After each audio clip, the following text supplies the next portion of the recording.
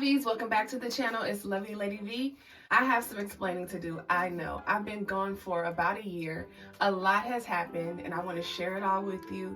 So sit back, relax, and let's get into this video. Welcome to my Vlogmas. I am doing Vlogmas this year.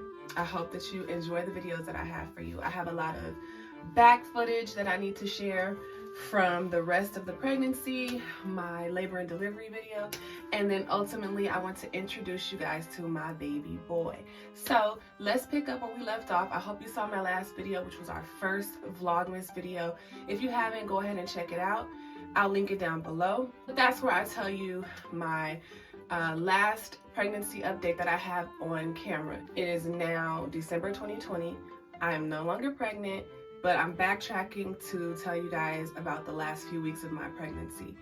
This video has been hard for me to record for some reason, and I'm glad to just be sitting here and getting started now. This is gonna be pretty much like 32 to 36 week bump date.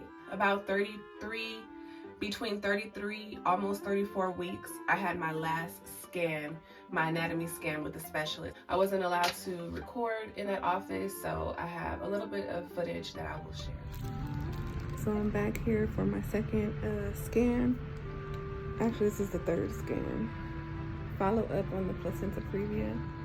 I'm back on the table. We're bigger than last time. I'm waiting on the doctor. There's no recording allowed, but I wanted to get a little bit of footage, so. All right. This scan, I was hoping that my placenta would have moved so that I could be cleared to have a vaginal delivery, but as you may guess, it did not move. My placenta is still completely covering the cervix, and baby's head is also there. Ultimately, I had to have a C-section. Not only did I have to have a C-section, but they wanted me to have a C-section at 36 weeks. This news to me was devastating. I know, people have their different opinions, and I think this is another reason why this video is hard for me to make, because I don't want to come across as ungrateful. Ultimately, I had a healthy pregnancy, healthy baby, and healthy delivery.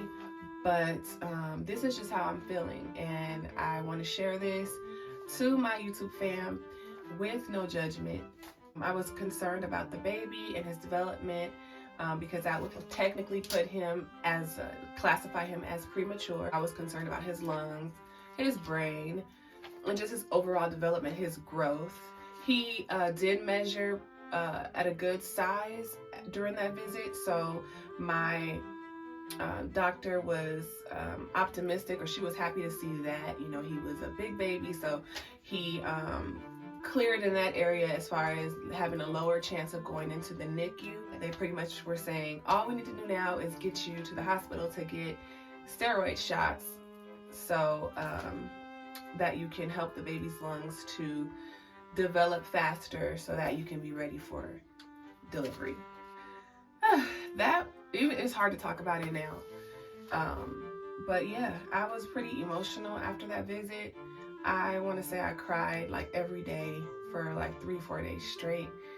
And when you have only like 12 days to prepare for your baby, crying for 3 or 4 of them, that's a big loss, because you need every minute of that time to get ready. I was not completely prepared. I want to say I was probably like 60% ready as far as the things that I felt I needed to have in order before the baby arrived. So I had a lot to do, and I had a lot to wrap my mind around. So it was hard for your girl, and that might also have contributed to why I slowed down with the videos. But I was just tired. I mean, third trimester is a challenge. It's challenging physically. So I just wasn't at my best. I missed you guys, and I really wanted to post videos, but it was kind of like priorities, get ready for the baby, or I tried to get out of this. I tried to ask the doctors for more time. I told them, I'm not a complicated case of placenta previa. I haven't had any bleeding. I should be able to qualify, to at least deliver at 38 weeks. Can I please deliver at 38 weeks? Because the baby would officially be out of premature status. Also, Thanksgiving was coming up, so it was around the holidays too. I don't know if that played a factor into the doctors choosing the delivery date as well. I don't know. I like to hope that that didn't, but I kind of think the holidays had something to do with it as well. I saw my doctor about a week later after that appointment with the specialist.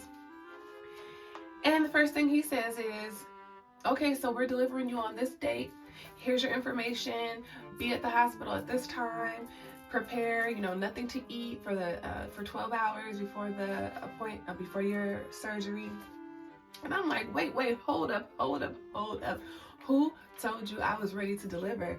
Then, like, you just pick my baby's birth date just out of the air like this? Like, come on, man. Like, I'm telling him that, I'm not bleeding, I'm not cramping, I'm good. Like, let's go to 38 weeks. I see women doing this all the time. And he pretty much just sat down and told me this. He said, at the end of the day, it's up to you. You don't have to show up to the surgery, but I'm gonna tell you like this, what you have is serious. And what I mean, he said, you don't have to show up to the surgery that day, right? If you don't show up, I don't deliver a baby that day. But I'm gonna tell you straight up, he didn't say it in those words, but he said, this is a serious case. You and your baby's lives are at risk. We don't want to let it get to labor. If you go into labor, you bleed and it becomes an emergency situation. It's life-threatening.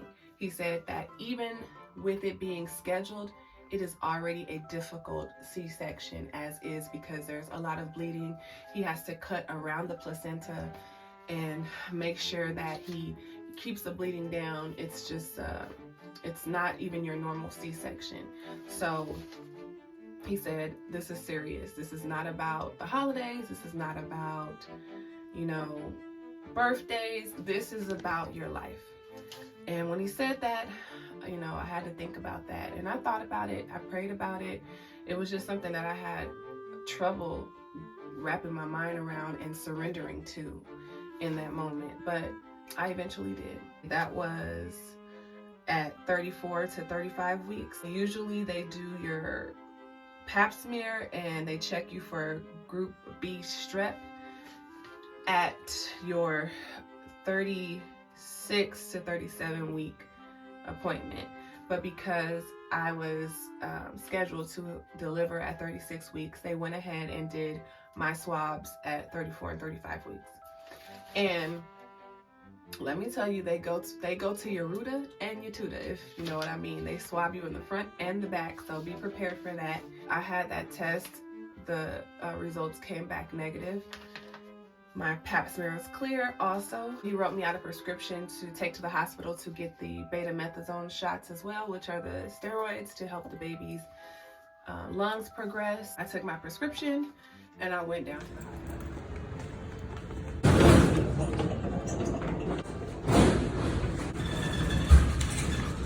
So guys, I am on my way to get steroid injection for a baby's lungs for early C-section. There are 2 shots 24 hours apart. Well, standard, you are to have that injection in your bum. Yes, in the rump. If you ever had rump shots, they hurt. And you sit on your rump a lot, so that would be constant agitation.